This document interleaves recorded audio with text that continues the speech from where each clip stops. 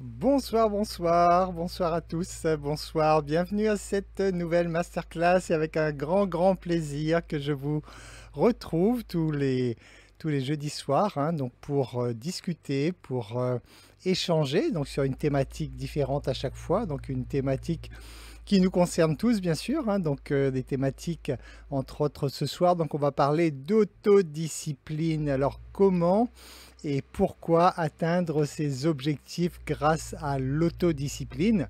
Donc, développer l'autodiscipline donc, pour pouvoir réussir dans tous les domaines. Donc, l'autodiscipline, effectivement, vous le savez, c'est un point clé de la réussite. Lorsqu'on parle de réussir sa vie, entre autres, donc c'est atteindre son idéal. Et en ça, donc, l'autodiscipline, c'est indispensable. Alors, je me présente pour ceux qui ne me connaissent pas encore, il y a peut-être des nouveaux parmi vous ce soir. Je suis JP Lebon, je suis donc coach et thérapeute. Au cours de cette masterclass, nous allons donc voir comment comprendre en fait le rôle crucial de l'autodiscipline et donc apprendre à cultiver cette autodiscipline dans tous les aspects de la vie, parce que bien sûr, ça sert dans tous les aspects de la vie. Nous allons commencer comme toujours avec des concepts clés, avec quelques conseils et des partages d'expériences et je répondrai donc aux questions à la fin de cette masterclass. Alors, nous parlons donc d'autodiscipline. Tout d'abord, l'autodiscipline. Avant de parler vraiment de l'autodiscipline, il faut comprendre comment est-ce que nous construisons notre vie. Donc notre vie se construit en fait grâce à deux choses, vous le savez, nos perceptions et nos actions. Alors, si vous remontez effectivement à tout ce que vous avez pu produire au cours de votre vie jusqu'à ce jour, la personne que vous êtes aujourd'hui s'est construite uniquement autour de ces deux bases en fait.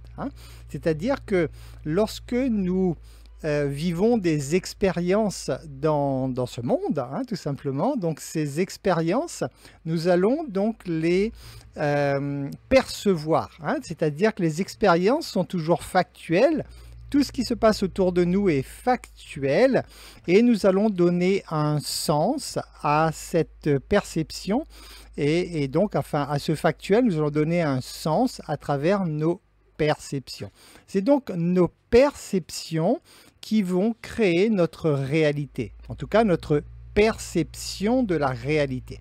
Donc nous pouvons donc développer cette perception en prenant conscience donc que cette perception c'est quelque chose qui nous appartient, qui nous est libre et c'est selon la perception que nous aurons des choses que nous créerons donc notre propre réalité. Ça c'est un point capital à comprendre parce que tout ce que nous observons factuellement avec nos sens, nos yeux, nos oreilles, notre toucher, etc., tout ce que nous observons est neutre. C'est ni bien ni mal. C'est ni positif ni négatif, tout est neutre. Et c'est notre perception qui va donner un sens, donc une réalité perçue pour nous-mêmes, pour notre propre vie, notre propre compte. Donc la vie se construit en fait à travers déjà nos propres perceptions, parce que vous ayez une perception positive d'un événement ou une perception négative, votre réalité bien sûr sera complètement différente. Et suite à ces perceptions, vous allez agir, nous allons agir, nous allons donc faire des actions. Et le résultat de notre vie, c'est donc la combinaison de nos perceptions et des actions. Alors bien sûr que les actions découlent souvent de la perception qu'on en aura eue, bien sûr, mais il n'empêche que c'est l'action qui valide en quelque sorte les résultats de notre vie. Donc la vie est donc constituée, se construit à partir de ces deux éléments, la perception et les actions. Ce qui revient à comprendre en fait que votre vie, notre vie, se construit uniquement par nous, grâce à nous. C'est-à-dire que nous sommes tous à 100% créateurs de notre vie et donc en même temps à 100% responsable également de notre vie.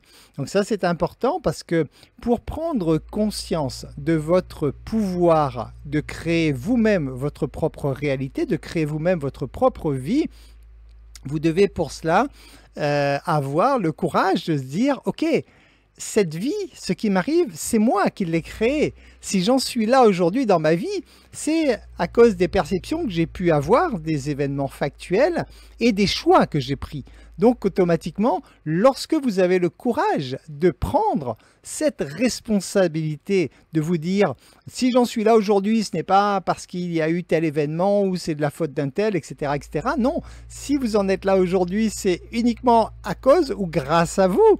Quand vous avez pris cette responsabilité, en même temps, vous vous donnez en fait tous les pouvoirs d'agir sur votre vie.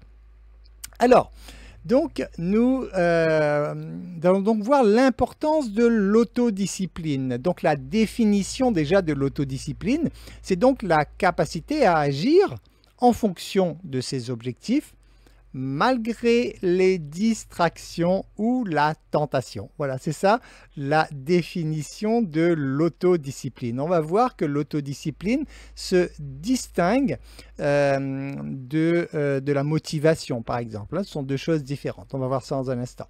Donc, les domaines de réussite à long terme, bien sûr, grâce à l'autodiscipline, ça touche tous les aspects de votre vie, hein, la carrière, la santé, les relations, les finances, tous les aspects de votre vie seront impactés donc par l'autodiscipline. Étant donné que nous sommes les seuls créateurs de notre propre vie, ça veut dire automatiquement l'autodiscipline, c'est quelque chose d'extrêmement important, puisque vous avez bien compris que si vous n'êtes pas en mesure de vous autodiscipliner, ça veut dire que vous donnerez du pouvoir à des éléments extérieurs à vous pour diriger votre vie. Soit vous écouterez les autres au lieu de vous écouter vous, soit vous donnerez du pouvoir à des événements en vous disant que ce n'est pas de votre faute, c'est la faute de l'événement, etc. Donc toutes ces choses, en fait, vont faire que vous allez à ce moment-là donner du pouvoir à retirer en tout cas votre pouvoir pour le mettre dans les mains des autres. Donc l'autodiscipline, c'est vraiment capital, c'est essentiel puisque c'est votre capacité en quelque sorte à diriger ce véhicule, hein, donc votre propre vie, hein, cette machine qui fabrique votre vie, c'est vous. Donc plus vous aurez de l'autodiscipline et plus vous serez en mesure donc de piloter en fait cette vie que vous créez à chaque instant. Alors, comprendre l'autodiscipline, donc la différence effectivement entre la motivation et l'autodiscipline. Alors, la motivation, c'est éphémère. Elle est donc déclenchée par des émotions ou des circonstances externes. C'est important de comprendre vraiment le principe de la motivation.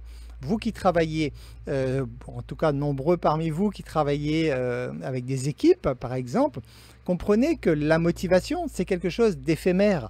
Donc si vous travaillez avec l'humain uniquement en vous basant sur la motivation, ça veut dire que pour maintenir la motivation chez quelqu'un, ça veut dire que sans cesse, vous allez devoir mettre énormément d'énergie pour motiver la personne, parce que comme c'est éphémère, vous allez devoir faire ça en non-stop. Vous pouvez le faire, bien sûr, hein, mais vous comprendrez rapidement que c'est extrêmement gourmand en énergie et qu'à un moment, vous allez être vidé, vous allez être épuisé. Alors que, au contraire, l'autodiscipline, c'est une compétence à long terme. Et cette compétence à long terme, lorsqu'elle est acquise, c'est ce qui vous permet en fait de rester concentré et donc engagé même lorsque vous n'êtes pas motivé. C'est-à-dire que même effectivement s'il n'y a pas de motivation, l'autodiscipline permet de rester concentré et donc engagé sur du long terme. Et c'est là le point capital. Donc bien comprendre cette distinction entre les deux est très important parce que j'ai envie de vous dire, au lieu de chercher à motiver des gens de votre équipe, hein, que vous travaillez dans le traditionnel ou sous forme de réseau, etc., motiver les gens de votre équipe n'aura pas grand intérêt sur du long terme. Par contre, de former les gens de votre équipe à l'autodiscipline, Là, vous avez quelque chose qui fonctionne sur du long terme et en même temps, à partir du moment que c'est une formation que vous avez transmise, à partir du moment que c'est une compétence que vos équipes ont acquise, ça veut dire que vous n'avez plus besoin de donner autant d'énergie pour chercher à motiver sans cesse vos équipes. Donc la motivation versus autodiscipline, la motivation c'est donc un sentiment qui peut disparaître rapidement, alors que l'autodiscipline c'est donc un choix conscient que vous faites chaque jour. Donc vous le faites en pleine conscience. Alors, la dépendance à la motivation, donc se fier uniquement à la motivation, effectivement, malheureusement, là je vais peut-être dire des choses qui voilà, qui ne sont pas agréables à entendre, mais en tout cas, se fier uniquement sur de la motivation pour atteindre ses objectifs, ça peut conduire à l'échec parce que justement, la motivation, c'est quelque chose d'éphémère et vous pouvez dans ce cas, effectivement, décrocher ou avoir du mal à faire avancer vos équipes. L'importance de l'autodiscipline, par contre, donc ça vous permet de persévérer. Donc même lorsque la motivation est faible, l'autodiscipline vous permettra de persévérer. Donc c'est essentiel pour atteindre donc des objectifs sur du long terme. Alors, quels sont donc les obstacles à l'autodiscipline? Alors il y en a plusieurs. Tout d'abord, il y a la procrastination, bien sûr. Ce qui va rendre difficile, ou en tout cas un peu moins simple, l'autodiscipline, c'est la tendance à procrastiner, à se dire « allez, je me permets, je laisse ça pour demain, je ferai ça demain, etc. » Donc, ça et la procrastination, ça peut partir d'une simple distraction. Donc, quelque chose voilà, qui n'était pas prévu dans votre journée, qui arrive, mais comme c'est une petite distraction, ça fait du bien.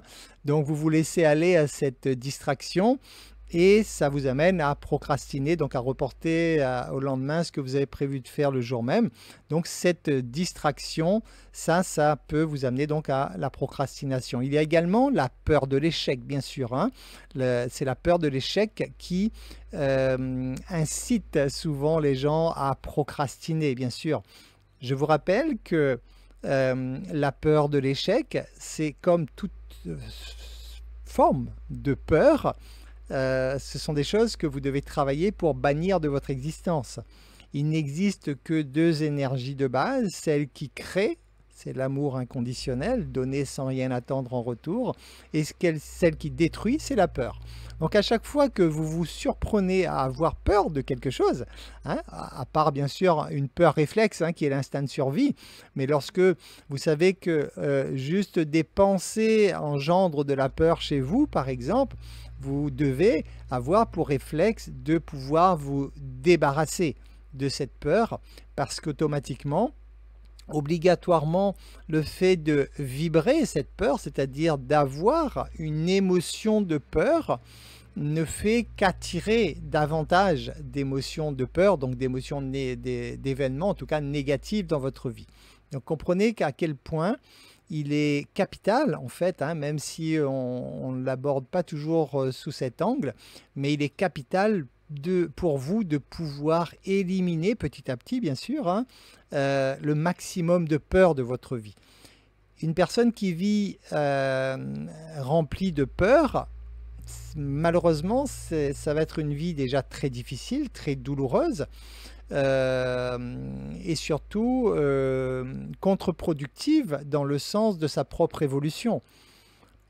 Je vous rappelle que l'évolution parfaite, j'ai envie de dire, si on veut chercher à avoir un summum dans l'évolution humaine, c'est en fait ne plus avoir aucune peur.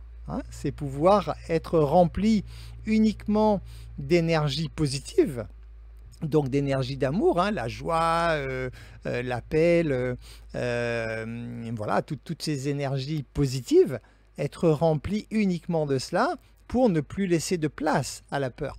Donc si vous vous surprenez à avoir des peurs et que vous vous complaisez avec ces peurs, avec des choses du genre oui mais c'est normal, oui mais tout le monde est comme ça, oui mais c'est logique, etc. On est humain, etc. etc. à ce moment-là, vous fixez vous-même vos propres barrières, hein, et là, ce sont des croyances limitantes. Rappelez-vous qu'avant d'être humain, nous sommes avant tout divins. Donc oui, nous avons un côté humain qui est notre enveloppe physique, hein, qui est notre côté animal, bien sûr, mais nous avons surtout de capacités spirituelles et divines qui nous permettent de créer tout ce que nous désirons. Et notre but, au cours de cette expérience justement sur Terre, c'est de prendre conscience en fait de ce côté divin et de ce pouvoir que nous avons en nous. Et donc pour utiliser ce pouvoir au mieux, il faut apprendre donc à éliminer les peurs de notre vie. L'autre obstacle, un autre obstacle en tout cas à l'autodiscipline, donc qui peut faire que rendre l'autodiscipline un peu moins évidente à mettre en place, c'est le manque de clarté dans les objectifs. Alors, le manque de clarté, ça peut conduire donc à la confusion et automatiquement à la procrastination. C'est un point qui est souvent, selon moi, négligé. Étant donné que tout se crée d'abord en pensée, avant de prendre forme dans ce monde physique, hein, que ce soit un immeuble, un meuble, un ordinateur, tout ce que vous voulez, un téléphone, tout ce que vous voulez, tout se crée d'abord en imagination. Donc ça se crée d'abord dans l'énergie, sous une forme énergétique. Donc on visualise d'abord hein, ce qu'on veut créer, et ensuite on fait l'action, on fait les actions correspondantes pour créer donc cela. Donc pour pouvoir donc créer justement, comme étant donné que vous avez cette capacité donc à créer, donc le manque de clarté, c'est vraiment quelque chose de très très très important, parce que si vous n'avez pas une image claire de ce que vous désirez, ça veut dire que tout simplement, vous n'allez pas pouvoir créer correctement sans image claire.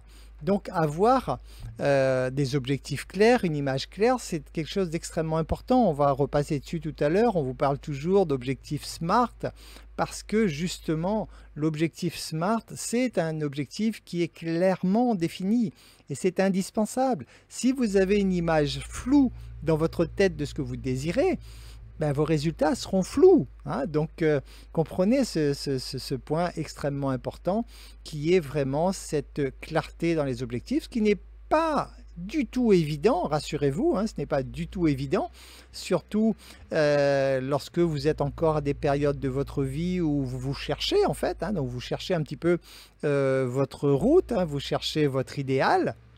À ce moment-là, c'est vrai que ce n'est pas du tout évident, parce que vous allez le découvrir en fait, hein, vous allez découvrir votre voie à force d'essais. Hein, vous allez tenter des choses, vous allez expérimenter. Sans expérience, on ne peut pas savoir si une chose nous convient ou pas. Donc bien sûr, automatiquement, la vie est faite de tâtonnements, de se chercher en permanence. Mais lorsqu'on a trouvé ce qui nous convient réellement, lorsqu'on se sent vraiment à sa place, lorsqu'on fait quelque chose, là, les choses deviennent beaucoup plus simples et il est alors plus facile de clarifier ses objectifs, parce que là, cette fois, on a une vision qui est beaucoup plus claire de là où on veut aller ou de ce qu'on veut créer dans notre vie. Alors, comment développer l'autodiscipline au quotidien? Pardon, on va revenir juste sur l'impact des obstacles. Donc l'impact des obstacles, on a effectivement, ça va malheureusement engendrer de la frustration et du découragement. Hein, lorsque vous serez face à des obstacles, c'est ce que vous allez malheureusement vivre, et donc ça va ralentir les progrès, bien sûr. Hein. Alors, quand on parle d'obstacles, il faut bien comprendre qu'un obstacle, c'est, une fois de plus, une perception, hein, avant tout. Parce que l'obstacle, c'est juste quelque chose de factuel qui se présente devant nous. Face à cet élément factuel qui se présente devant nous, nous avons notre choix de perception qui va décider si nous voyons un obstacle ou si nous voyons une opportunité, puisque un, c'est le revers de l'autre. Donc une fois de plus, si vous vous dites « oui, mais moi j'ai des obstacles dans ma vie, ou j'ai eu plein d'obstacles, ou je vois encore plein d'obstacles qui se profilent », dites-vous bien que vous êtes juste en train de vous créer cette réalité négative, parce qu'un obstacle, c'est juste une perception de votre esprit. Étant donné que nous vivons dans un monde de dualité et que tout a un côté positif et négatif, obligatoirement, le revers de la médaille de l'obstacle, c'est une opportunité. Est-ce que vous parvenez, ou est-ce que vous recherchez déjà à regarder l'opportunité dans tout ce que vous pourriez percevoir d'un premier abord comme un obstacle? Je vous recommande vraiment de le faire, parce que votre vie changera complètement. Parce qu'à partir du moment où vous décidez de ne plus percevoir d'obstacles dans votre vie, mais de percevoir une opportunité d'évolution, à ce moment-là, les obstacles n'existent plus. Et il vous est alors beaucoup plus simple, il est beaucoup plus fluide, donc de pouvoir créer ce que vous désirez dans votre vie. Alors, on y arrive, donc les piliers de l'autodiscipline. Quels sont donc les piliers de l'autodiscipline? Tout d'abord, je vous l'ai dit, la clarté des objectifs. Donc, apprenez à avoir des objectifs clairs. Pour voir des objectifs clairs, étant donné que tout notre fonctionnement humain passe par notre subconscient, c'est-à-dire que vous devez trouver des solutions par vous-même pour pouvoir visualiser, donc rendre sous forme imagée en fait vos objectifs. Alors pour cela, vous allez pouvoir utiliser, vous le savez très bien, le fameux tableau des désirs, le tableau des rêves. Hein. Donc ça, c'est parfait, bien sûr. Hein. C'est avoir des photos de ce que vous désirez pour pouvoir voir ces choses le plus souvent possible. Plus vous allez regarder votre tableau de rêve, plus les images vont s'imprégner dans votre inconscient. Et donc, c'est le message que vous êtes en train d'envoyer à votre inconscient. Vous êtes en train de dire à votre inconscient, voilà ce que je veux. Donc plus vous allez le regarder, plus ce sera efficace. Ça passera bien sûr également par les affirmations quotidiennes, des choses comme ça. Une fois de plus, une affirmation quotidienne, ça fait le même principe que le tableau des rêves. Ça vient tout simplement enregistrer l'information dans votre subconscient. Étant donné que c'est votre subconscient qui gère 95% de votre vie, notre vie, donc ça veut dire que plus vous allez mettre une image claire dans votre inconscient, dans votre subconscient, et plus vous aurez les opportunités correspondantes, vous croiserez les bonnes personnes, vous aurez les bons moyens qui se présentent à votre disposition, etc. Puisque ça collera tout simplement, ce sera en adéquation avec l'image claire que vous aurez mis en place.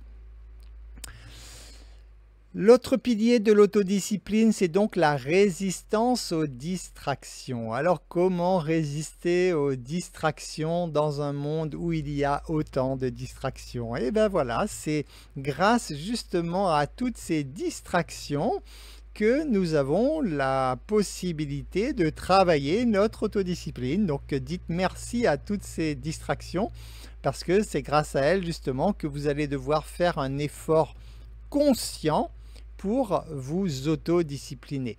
Alors les distractions, c'est tout ce qui, je dirais, tout ce qui est agréable. Hein, donc le côté vraiment où on ne fait pas d'effort, hein, chose que notre ego adore.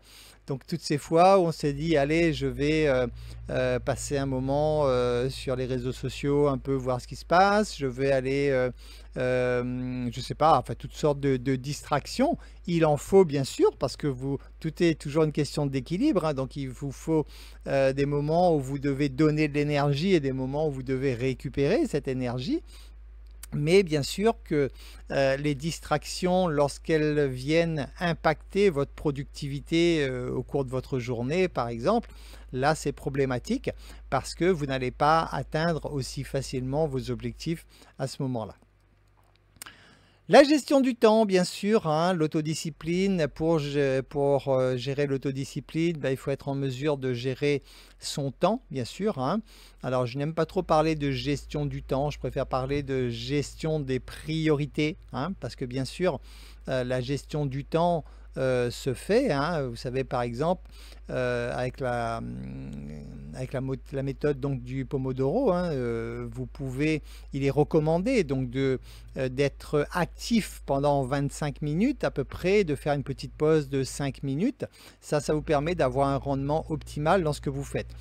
Ça a aussi un impact, alors bien sûr, ça vous permet d'avoir le maximum d'énergie et de pouvoir récupérer de votre énergie, mais ça a aussi un impact en fait dans le sens que le fait de vous donner un temps limité pour faire une tâche, ben, ça va vous forcer en fait à vous focaliser sur cette tâche. Ça va vous forcer en fait à mettre davantage d'énergie pour finir cette tâche à temps. Donc là-dessus, c'est doublement efficace. Donc ça, c'est une façon donc de gérer véritablement son temps. Mais après, la meilleure gestion du temps passe donc par la gestion des priorités. Donc lorsque vous avez une liste de tâches à faire, vous devez avoir pour habitude de lister ces tâches et d'affecter à chacune d'elles un indice de priorité et d'importance, hein. Donc vous allez devoir classifier donc vos tâches pour savoir si celles-ci sont importantes pour vous et urgentes entre autres, hein.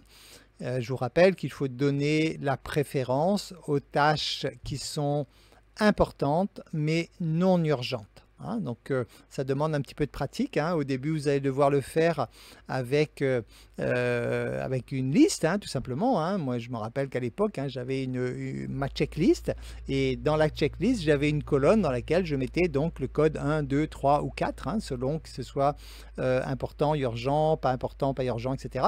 Donc, pour trier, pour passer en priorité les tâches qui sont importantes et non urgentes. Et lorsque vous aurez pris l'habitude de faire cela, l'urgence disparaîtra de vos journées et ça, c'est quelque chose qui est très gratifiant parce que ça vous permet de travailler dans la sérénité. La persévérance, bien sûr, pour l'autodiscipline, ben, la persévérance, ça marche avec, bien sûr, hein. Donc, pouvoir s'autodiscipliner, ben, il faut bien sûr pouvoir également donc, être persévérant, faire encore et encore et encore et encore. Il faut être patient, faire un petit bout chaque jour, hein, c'est vraiment la façon de faire pour ne pas vous épuiser en fait, hein. Et c'est la façon qui vous permet aussi d'avancer, hein, tout doucement dans vos projets, hein. Je vous donne une petite anecdote. En ce moment, je travaille sur un terrain familial, donc je remets un terrain familial en état. Et donc, je vais rebouger un petit peu la forme du terrain, etc. Et au final, je me retrouve avec deux énormes pierres, enfin énormes dans le sens qu'elles sont vraiment très très lourdes et très difficiles à déplacer tout seul. Et je les avais laissées à leur place en me disant, tiens, il faut que je trouve absolument une solution pour déplacer ces deux énormes pierres. Mais comme je suis seul, elles sont vraiment très lourdes. Donc j'ai cherché plusieurs solutions et j'ai pas trouvé grand chose, hein. Bien sûr, j'ai essayé de taper dessus avec une masse pour la casser, mais la pierre elle veut pas m'entendre. Donc il n'y a pas grand chose à faire et je m'étais dit bon bah pour l'instant j'ai pas le choix, il va falloir que je trouve quelqu'un qui puisse m'aider un jour à déplacer ce machin, etc. Et ce matin, vous voyez comme quoi c'est tout frais. Ce matin, je passe devant cette pierre et je me dis mais en fait comme je dois la déplacer, hein, de 15 mètres à peu près, ces deux pierres, je me dis, mais pourquoi à chaque fois que je vais passer devant la pierre, j'y ferai faire une petite rotation. Mais pas grand-chose, hein, je vais la faire déplacer de 30 cm à peu près. Voilà. Et à chaque fois que je passe devant la pierre, donc allez, hop, je soulève, donc c'est vrai qu'elle est un petit peu lourde, mais comme je m'arrête tout de suite, c'est pas gênant en fait, c'est pas fatigant. Et juste en une matinée, je me suis rendu compte que j'ai presque déplacé complètement déjà une des deux pierres. Donc c'est vraiment le même concept qu'il faut adopter pour notre quotidien. Faire vraiment des choses un petit peu, mais sans cesse. Et en un rien de temps, en fait, vous allez vous rendre compte que les choses avancent très vite. Hein, comme cette pierre, je me dis, comme toujours, on se dit, mais pourquoi je n'ai pas fait dès le début? Hein, les deux pierres ont été à leur place depuis longtemps. Donc, vous voyez, même si on connaît des concepts, quelquefois, de les transposer à autre chose, c'est pas toujours évident. Donc, l'autodiscipline, c'est ça, c'est de se dire, je décide, je fais. Hein, l'autodiscipline, c'est vraiment de se dire, ça ne sert à rien de chercher à avoir trop de choses à faire, parce que si effectivement vous voulez tout faire, dites-vous bien qu'on ne pourra pas tout faire au cours de notre vie, hein. Le temps est limité, il faut faire des choix. Donc à partir du moment où vous avez fait cette sélection, vous avez fait ces choix, il n'appartient qu'à vous après de faire un petit peu tous les jours, mais régulièrement encore et encore et encore et encore, pour aller tout simplement dans le choix que vous avez décidé. Et là aussi, pour que ce choix soit clair et net pour vous, il doit s'agir de votre choix. Vous ne devez pas faire les choses pour faire plaisir aux autres. Ce sont vos propres choix. Vous devez faire les choses pour vous. À partir du moment où vous avez trouvé quelle est la direction qui vous apporte du plaisir dans votre vie, quelle est la direction qui vous permet de vous sentir en paix avec vous-même, qui vous permet de vous sentir aligné. Lorsque vous avez trouvé cette direction, mettez tout votre focus, mettez toute votre énergie pour avancer uniquement dans cette direction. Et le reste, laissez tomber, parce que de toute façon, vous ne pourrez pas aller dans toutes les directions à la fois au cours de votre vie. Alors, développer donc l'autodiscipline au quotidien, comment faire cela? Donc il faut effectivement déjà, comme toujours, prendre la décision. Tout part toujours d'une intention, bien sûr, hein. À partir du moment où vous avez placé votre intention donc de travailler votre autodiscipline, vous allez devoir donc commencer par définir, je vous l'ai dit, des objectifs clairs et atteignables. Donc toujours les fameux objectifs SMART, spécifiques, mesurables, atteignables, réalistes et temporellement définis. Ce qui veut dire tout simplement, hein, en un langage un peu plus simple, quelque chose qui soit clair dans votre tête, hein, quelque chose qui soit clairement identifié. Donc un objectif SMART a obligatoirement une valeur. Par exemple, si vous voulez devenir riche, ce n'est pas un objectif SMART. Si vous voulez gagner 5 000 € par mois, là il y a une valeur, donc il y a déjà un élément de l'objectif SMART. Et temporellement défini, il faut mettre une date avant quand, parce que vous pourriez effectivement gagner 5 000 € par mois si c'est votre désir, lorsque vous avez 95 ans. Donc si c'est votre souhait de l'avoir avant, il va falloir mettre une date limite, une date butoir. Donc ça, c'est un des deux aspects donc, de l'objectif SMART pour avoir des objectifs qui sont clairement définis et qui sont effectivement réalistes, donc atteignables, hein. C'est pour ça que un objectif, pour qu'il soit réalisable, il faut également donc que ça corresponde à votre croyance, bien sûr. Si vous n'avez pas une croyance dans vos objectifs, vous allez malheureusement, vous n'allez pas être aligné. Donc, je vous rappelle le fonctionnement de la loi de l'attraction, hein, c'est que vous devez avoir une pensée, vous devez avoir des émotions et vous devez avoir des sentiments. Les trois doivent être alignés. Donc, si vous avez un désir au niveau de vos pensées, que vous ressentez émotionnellement ce désir, donc au niveau du ventre, là c'est parfait, mais le siège de la croyance, c'est le cœur. C'est-à-dire que si vous n'avez pas une croyance absolue, en ce que vous faites ou ce que vous désirez créer, ça ne fonctionnera pas. Et pour cette croyance, observez un peu les mots que vous utilisez, par exemple. Hein, si vous vous dites si je suis riche un jour, stop, vous n'y croyez pas, ok, hein, les mots à utiliser devraient être lorsque je serai riche, hein, ou lorsque, voilà, parce que riche, vous devez déjà l'être dans votre esprit déjà, mais ou alors si j'ai un bateau un jour, je ferai le tour du monde, ok, vous n'y croyez pas. Non, c'est lorsque j'aurai mon bateau un jour, je ferai le tour du monde. Là, ça change complètement au niveau de la conviction, au niveau de la croyance. Donc ça, c'est important donc, que vos objectifs soient SMART.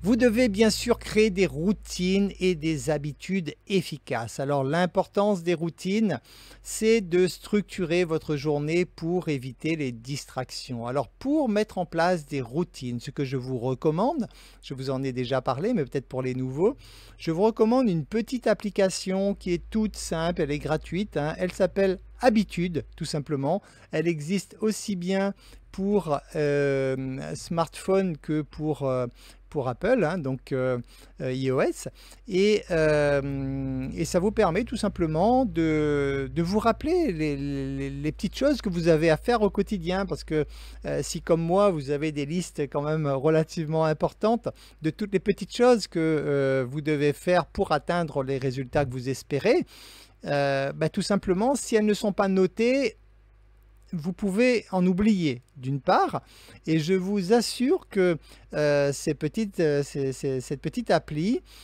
qui est juste le principe tout simplement de checker, hein, donc dès que vous avez terminé une habitude, hop, ça y est, votre petit rituel, vous checkez. Juste de checker, c'est vraiment très gratifiant, hein, et quand vous voyez votre liste qui se résorbe au fur et à mesure, parce qu'à chaque fois que vous checkez, hop, elle disparaît de la liste, donc ça vous permet donc de voir tout de suite votre avancement, et je peux vous assurer que c'est vraiment d'une part, là on travaille, c'est motivant hein, de le faire bien sûr, et en plus c'est surtout au niveau de l'autodiscipline, ça vous aide à être autodiscipliné, parce que le fait de l'avoir noté quelque part, déjà ça vous libère l'esprit. Vous n'avez pas à vous torturer la tête en vous disant est-ce que j'ai pas oublié de faire un truc aujourd'hui, etc. Non, vous prenez votre téléphone, au fur et à mesure que vous faites les tâches, vous checkez dessus. En plus, vous avez la possibilité à travers des jeux de couleurs de mettre par exemple tout ce qui concerne votre santé d'une couleur, tout ce qui concerne le business d'une autre couleur, tout ce qui concerne peut-être la famille d'une autre couleur, etc., etc. Donc c'est vraiment très sympathique. Je vous recommande donc cette application. Ensuite, les techniques pour instaurer donc de nouvelles habitudes. Il faut en fait commencer petit. Donc ne cherchez pas à mettre en place une nouvelle habitude si c'est quelque chose de contraignant ou de compliqué. Commencez vraiment tout petit. Utilisez des rappels visuels également, hein, donc soit votre tableau des rêves, soit des affiches que vous allez mettre chez vous, soit des rappels sur votre ordinateur, sur votre téléphone, etc., etc. Donc de quoi vous raccrocher justement à cela, ou tout simplement la petite appli Habitude que je viens de vous présenter. Et il faut également suivre les progrès, hein, puisque pour pouvoir vérifier que vous avancez, vous devez pouvoir le mesurer. Hein, pour pouvoir maîtriser quoi que ce soit dans votre vie, vous ne pouvez le faire qu'à partir du moment où vous mesurez cette chose. Hein. Il est inconcevable de pouvoir gérer quelque chose que vous ne mesurez pas. C'est d'ailleurs, personnellement, j'en ai pris conscience lorsque je me suis dit, tiens, il faut que je porte une attention plus particulière à mon état de santé, par exemple. Et je me suis dit, mais comment puis-je gérer mon état de santé si je ne peux pas le mesurer? Il y a quelque chose qui n'est pas compatible, ce n'est pas possible. Alors bien sûr, je pourrais aller voir un médecin et lui dire de me faire des prises de sang tous les 3 jours pour vérifier. Mais comme personnellement, je ne fais pas partie, on va dire, du circuit de la médecine, donc j'ai investi tout simplement dans un appareil qui me permet de mesurer maintenant mon état de santé. Donc oui, maintenant je peux effectivement gérer ma santé parce que je peux le mesurer. Donc, et ça c'est valable pour tout. Donc automatiquement, pour gérer l'avancement de vos projets, vous devez pouvoir mesurer vos progrès à l'intérieur donc de vos projets, bien sûr. Donc c'est important de penser à une façon de mesurer vos progrès. Ça se fait alors selon le type de projet, bien sûr, hein. Vous allez toujours pouvoir avoir des supports différents, mais le principe retenez le principe de base qui est de pouvoir mesurer votre avancement. Donc gérer le temps et les priorités, on l'a vu, hein, donc les techniques de gestion du temps, effectivement, hein, donc c'est la méthode de Pomodoro, le blocage du temps, hein, donc c'est voilà, vous donner impérativement tel temps pour faire des choses, la liste des tâches prioritaires. Je vous encourage également, si vous avez du mal à vous organiser, à découpez votre journée sous forme de blocs en fait. Hein. Donnez-vous un bloc par exemple le matin, le bloc pour être en famille ou pour vous préparer, le bloc sport peut-être le soir ou le matin ou quand vous voulez, le bloc business, le bloc détente, le bloc repas. Ça paraît tout bête, mais juste de créer ces blocs avec des couleurs différentes dans votre journée, juste ça, ça suffit à structurer votre journée dans votre tête sans avoir une rigueur militaire, comme on dit, hein, qui va être de telle heure à telle heure, je fais ça, de telle heure à telle heure, je fais ça, de telle heure à telle heure. Je ne vous recommande pas ce type d'organisation. Après, c'est à vous de tester, voir si ça vous convient ou pas. Moi, je vous recommande plutôt l'organisation sous forme de bloc. Sous forme de bloc, ça vous permet effectivement de vous dire, voilà, j'ai une liste de tâches à faire, par exemple, pour mon business. Voilà, mon bloc business part de 9 heures à 12 heures, par exemple, hein, avec des pauses intermédiaires, etc. Donc, je choisis ce qui me branche bien de faire comme tâche, en travaillant bien sûr les tâches prioritaires, dans ce bloc, mais sans m'imposer vraiment de telle heure à telle heure, telle heure à telle heure, etc. Ce qui vous laisse beaucoup plus de souplesse et vous gagnerez beaucoup en efficacité. Donc, pensez aussi à renforcer la persévérance et la résilience. Donc, la persévérance est indispensable effectivement hein, pour apprendre à rester constant. Donc, rester constant même lorsque les choses ne vont pas dans le sens que vous désirez. Hein. Donc là, il est écrit donc défis et les échecs. Mais en fait, les échecs, vous avez compris que n'existent pas. Hein. C'est juste des opportunités pour vous d'avancer. Et apprendre à rester constant, c'est ça qui est vraiment important. Je vois souvent aussi des gens qui démarrent hein, des affaires avec tout l'engouement qu'il peut y avoir au départ, bien sûr, hein, parce qu'on est très excité au départ lorsqu'on se lance dans de nouveaux projets, bien sûr. Mais souvent à démarrer trop vite on ne va pas très loin, donc pensez vraiment à donnez-vous le temps en fait hein. Ça c'est le gros défaut de l'être humain, on veut tout de suite alors que la vie nous apprend la patience, la vie nous apprend que tout se construit bien sûr mais avec du temps. Hein, donc, à partir du moment où vous continuez hein, sans cesse à aller dans la même direction, à partir du moment où vous avez les outils qui vous permettent de mesurer, bien sûr, hein, votre évolution, parce que si vous n'avez pas ces outils, vous pourriez avoir du mal de savoir si vous êtes en train d'avancer ou de stagner. Donc, à partir du moment où vous avez ces outils, autorisez-vous en fait à vous donner le temps nécessaire pour construire. Je ne connais pas, à ma connaissance, de grands projets qui se sont construits en 2 temps 3 mouvements. Il a fallu généralement beaucoup de réflexion. Alors bien sûr, on a le concept des startups par exemple. On se dit oui, mais une startup ça décolle rapidement. Oui, hein, 80% qui se cassent la figure. Donc c'est quand même d'avoir cette vision à long terme à chaque fois de ce que vous voulez créer et vous donner le temps de le faire. Sauf que si tous les jours vous faites un petit pas vers cet objectif, mais obligatoirement vous atteindrez cet objectif et souvent même plus vite que ce que vous avez prévu, mais donnez-vous le temps, surtout pour construire les fondations, ça c'est important. L'être humain a tendance à surestimer ce qu'il est capable de faire en 1 an. C'est-à-dire, il va se dire, voilà, en 1 an, allez hop, je vais construire un building, je vais monter jusqu'au 100e étage, je vais pouvoir faire ça en 1 an. Non, généralement ça ne se fait pas. Par contre, sur 5 ans, l'être humain a tendance à se sous-estimer ses capacités à créer sur 5 ans. Donc, prenez conscience de cela en vous disant que lorsque vous démarrez quelque chose de nouveau, mais il faut construire les bases, il faut les fondations. Vous devez automatiquement vous autoriser en fait à ce que ça ne décolle pas tout de suite. C'est normal ça. Vous devez apprendre, vous devez tâtonner, vous devez chercher par vous-même, vous devez mettre en place des automatismes en vous, etc. Donc tout ce travail de fond, au départ, bien sûr, c'est beaucoup d'énergie pour très peu de résultats. Mais ça fait partie du jeu. Mais dites-vous bien que si vous continuez sur cette lancée, les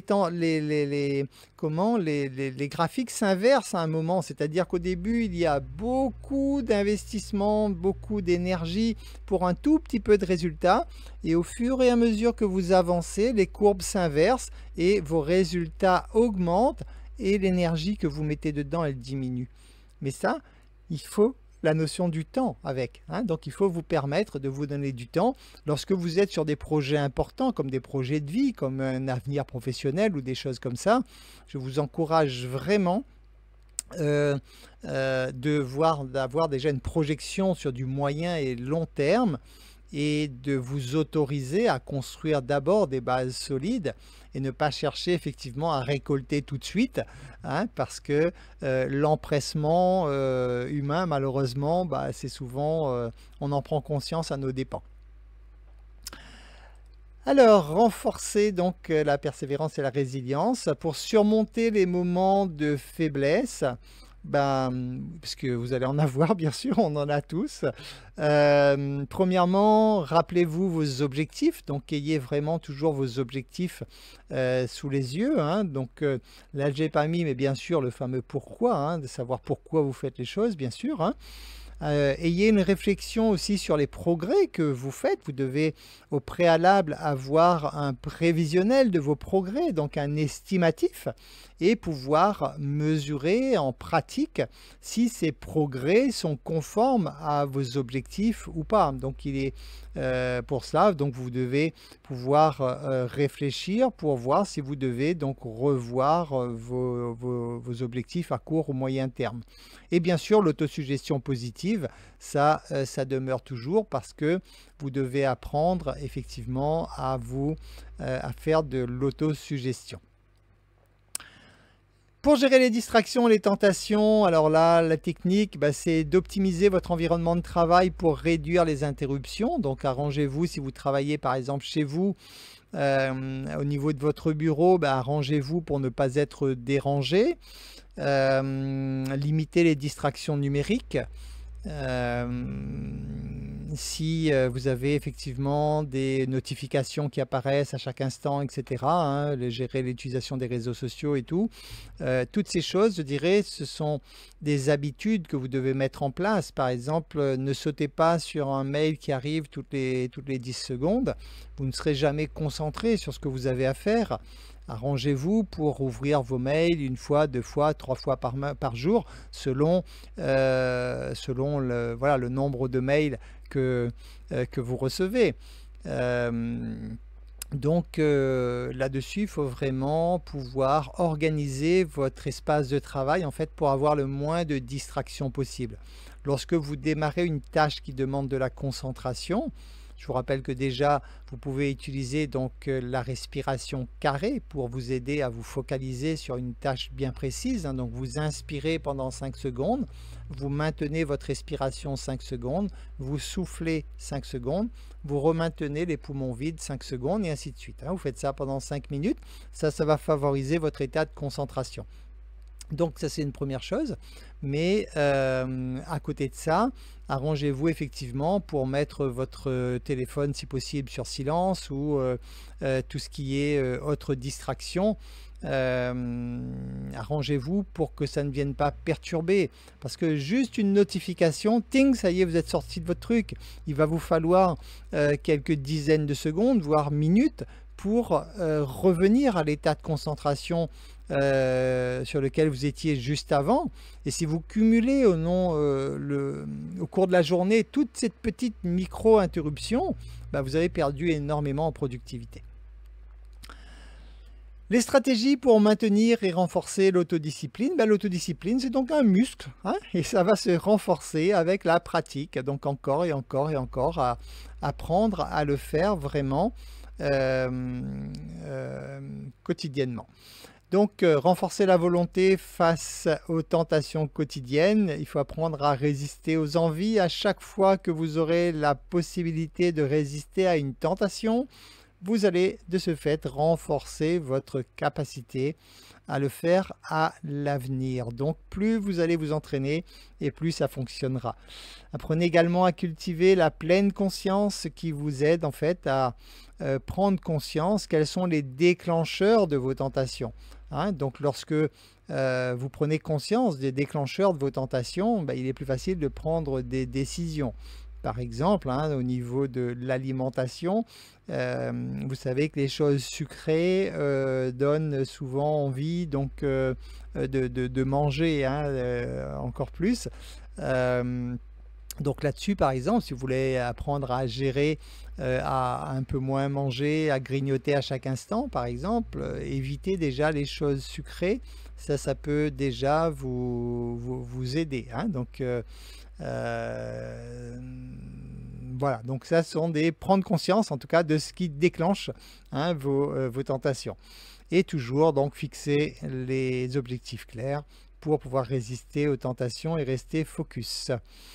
L'importance de l'autosurveillance, donc vous devez suivre vos progrès, je vous l'ai dit, pour voir ce qui fonctionne et ce qui ne fonctionne pas. Donc pour cela, vous devez trouver une sorte de tableau de bord en fait pour pouvoir mesurer cela.